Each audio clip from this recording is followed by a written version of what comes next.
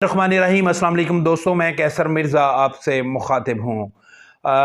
आज हम 3 अहम मौजू पर बात करेंगे। एक, इमरान खान की इस्लामाबाद में मौजूदगी, इस्लामाबाद हाई कोर्ट और नैब में पेशी, और इस दौरान जो है उनकी गिरफ़्तारी के हवाले से जो इस्लामाबाद में जो इतलात गर्दिश करती रहीं, और इन इतलात और इन अफवाहों के बावजूद इमरान खान को गिरफ़्तार नहीं किया गया, वजह क्या थी, इस पर बात करेंगे। और बहुत ही अहम जो नुक्ता है उस पे भी हम ज़रूर डिस्कस करेंगे, और वो ये है कि अफ़वाज पाकिस्तान ने इमरान खान को सेफ़ एग्ज़िट दिया है। वो क्या है, उसकी तफसीलात भी आपके सामने रखेंगे। और साथ जो पाकिस्तान की जो सियासी सिस्टम है उसमें एक नई पॉलिटिकल पार्टी जो है वो इस्तेहकाम पाकिस्तान पार्टी के नाम से जो है वो सामने आई है। इसका मुस्तकबिल क्या होगा और इसके पाकिस्तान की सियासत पर क्या असरात मुरतब होंगे, इस पर बात करेंगे। इससे पहले कि आगे बढ़ें, आपसे गुजारिश है कि हमारे चैनल को अगर आपने अभी तक सब्सक्राइब नहीं किया तो बराह करम सब्सक्राइब कर दें, वीडियो को लाइक और शेयर भी करें।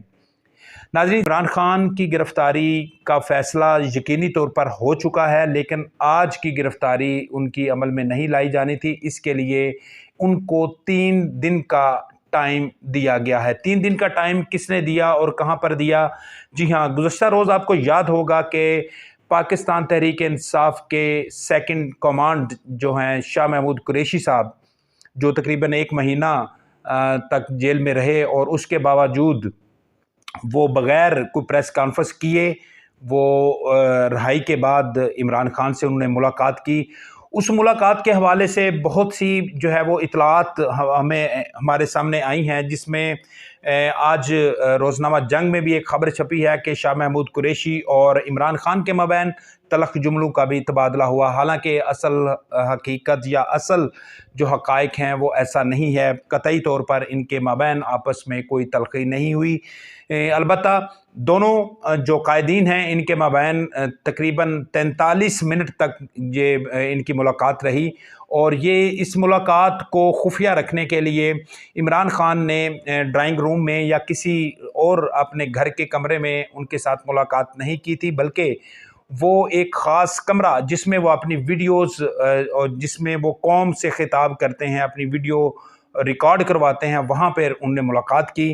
ताकि उनके माबैन होने वाली तमाम तर गुफ्तगू जो है वो बाहर लीक ना हो सके। इस मुलाकात में शाह महमूद कुरैशी साहब की तरफ से जो अफ़वाज पाकिस्तान का मैसेज जो था, वो सबसे अहम तरीन मैसेज पहुँचाया गया, वो ये था कि इमरान खान पाकिस्तान की सियासत से फ़ौरी तौर पर दस्तबरदार होकर वो बैरून मुल्क चले जाएँ, इसलिए उनको सेफ़ एग्ज़िट दे दिया जाएगा। ये बड़ी इम्पॉर्टेंट जो है अपडेट थी, और इस हवाले से इमरान खान तक ये इतलात मौजूद थी कि शाह महमूद कुरैशी की रिहाई और उसके बाद उनके पास उनका आना, और उनको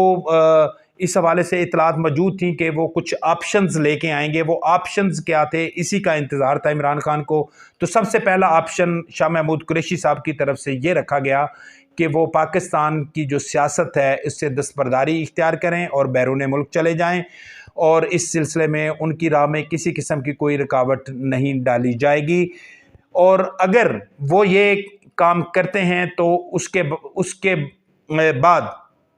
उनकी जो पॉलिटिकल पार्टी है पाकिस्तान तहरीक-ए-इंसाफ़, वो एग्जिस्ट करेगी पाकिस्तान की सियासत में, और इसमें उनका कहना था कि उसके तमाम तर इंतज़ाम व इंसराम जो हैं पार्टी के वो मेरे हवाले कर दिए जाएं, और इस्टेब्लिशमेंट जो है वो इस बात पे एग्रीड है, और उन्होंने जो है इस हवाले से वाज़ेह मैसेज भेजा है कि अगर शाह महमूद कुरैशी पार्टी को चलाएं तो उस पर उनको कोई एतराज़ नहीं होगा, और जो उनकी सेकंड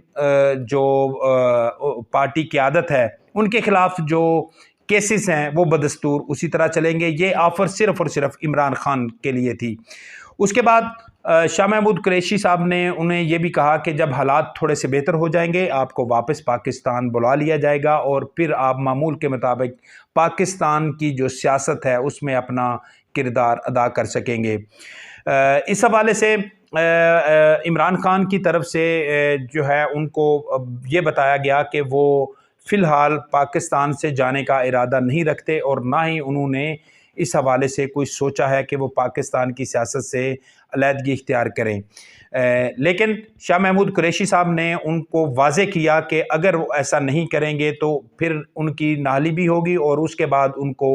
سزا کے طور پر جیل بھی جانا پڑے گا، اور آرمی ایکٹ اور آفیشل ایکٹ جو ہے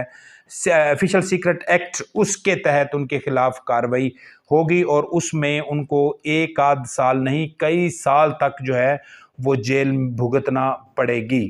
تو انہوں نے انہیں بتایا کہ یہ بہترین آپشن ہے، کیونکہ ماضی میں بھی بہت سے سیاسی حکمران جو ہے اپنے جلا وطنی اختیار کرتے رہے ہیں، کیونکہ اس وقت عقل مندی کا تقاضا یہی ہے کہ اگر پارٹی کو بچانا ہے اور اپنے فیوچر کو آپ کسی حوالے سے کچھ سیو کرنا چاہتے ہیں تو وقتی طور پر پاکستان کی سیاست سے علیحدگی اختیار کریں اور بیرون ملک چلے جائیں۔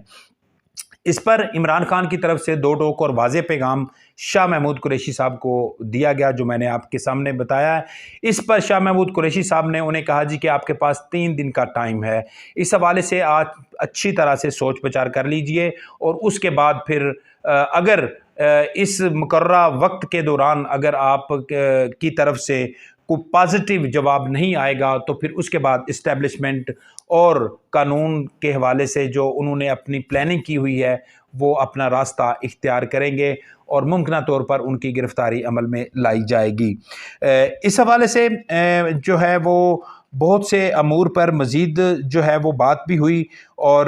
انہیں یہ بھی کہا گیا کہ اسٹیبلشمنٹ کی خواہش یہ ہے کہ اگر شاہ محمود قریشی صاحب پارٹی کو چلائیں گے تو پھر وہ حکومت کے ساتھ مل کر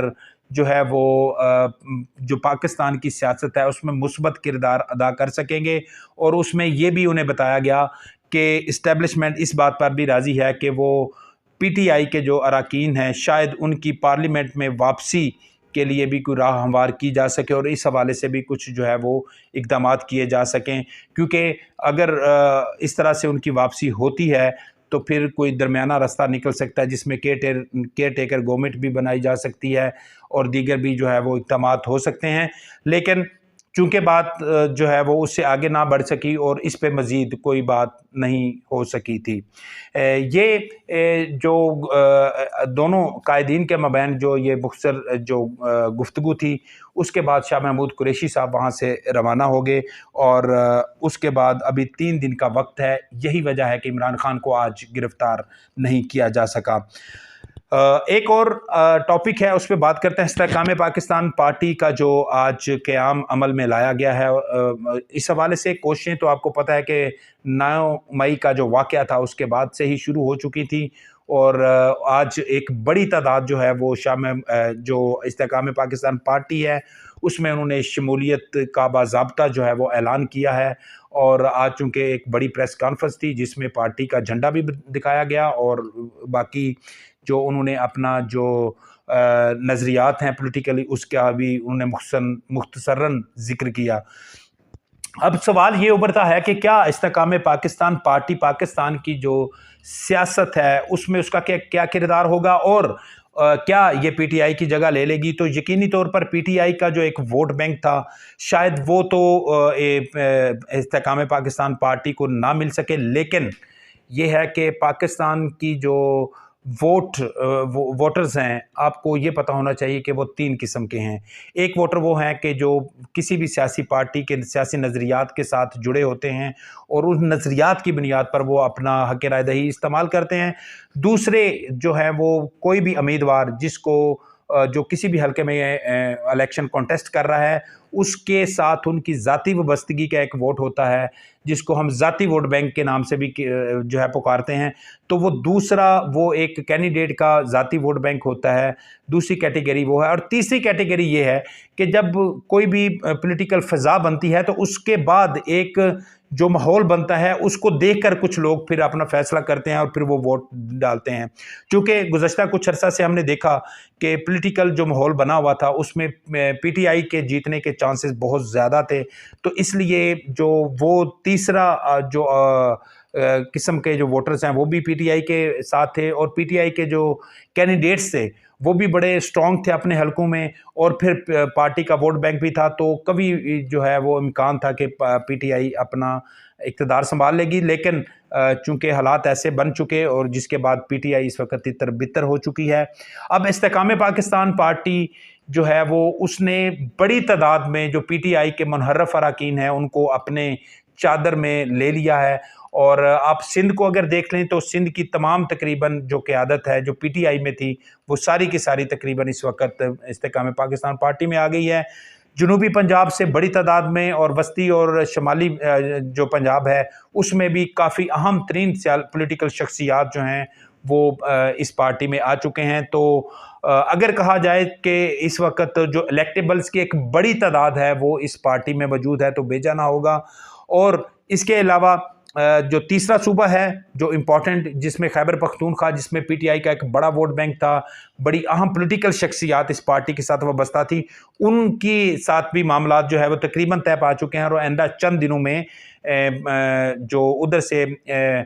جو پرویز خٹک اور اسد کیسر وغیرہ اور دیگر جو لوگ ہیں وہ بھی اس پارٹی کے ساتھ وابستہ ہو جائیں گے۔ اس حوالے سے اطلاعات یہ بھی ہیں کہ پرویز خٹک کوئی اپنا الگ گروپ بنانے جا رہے ہیں، لیکن میرے خیال میں اس جو یہ جو الگ گروپ والی بات ہے اس میں شاید کوئی اتنی صداقت نہیں ہے، کیونکہ الگ گروپ بنا کر وہ کیا حاصل کر لیں گے، اور اس وقت ان کے پاس کوئی آپشن نہیں ہے۔ اور نمبر دو کہ وہ لوگ جنہوں نے ان کو پی ٹی آئی سے علیحدہ کیا، ان کی طرف سے جو بھی آپشن ان کو دیا جائے گا وہ یقینی طور پر وہی اڈاپٹ کریں گے، اور اسٹیبلشمنٹ نے جو ان کو ایک اشارہ دیا ہے وہ یہی ہے کہ فی الوقت وہ استحکام پاکستان پارٹی کا حصہ بنے، اس کے بعد پھر وہ دیکھیں گے کہ